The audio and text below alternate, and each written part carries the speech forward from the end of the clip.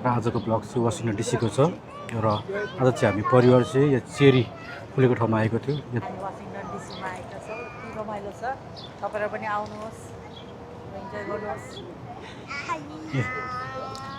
अमेरिकामा चाहिँ अहिले स्प्रिङ सुरु भएको छ है गाइसहरू, हेर्नुहोस् यहाँ चाहिँ चेरी फुलेको छ, मजाले तपाईँले देख्न सक्नुहुन्छ। अहिले चाहिँ हामी अघि भर्खर आएको थियौँ, मजाले घुमफिर गरिरहेको छु। वर्षमा एकचोटि चाहिँ चेरी फुलेको हेर्नको निम्ति धेरैजना मानिस आउने गर्छ।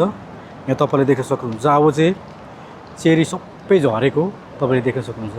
जब म वासिङटन डिसीमा आउँछु तब चाहिँ म एउटा कुराको याद आउँछ मलाई चाहिँ, यीशुले भन्नुभयो नि योना 15को 5 पदमा, दाको बोट मैने हो तिमीहरू चाहिँ हाँगाहरू, यदि कोही ममा रह्यो भने यसले धेरै फल फलाउँछ।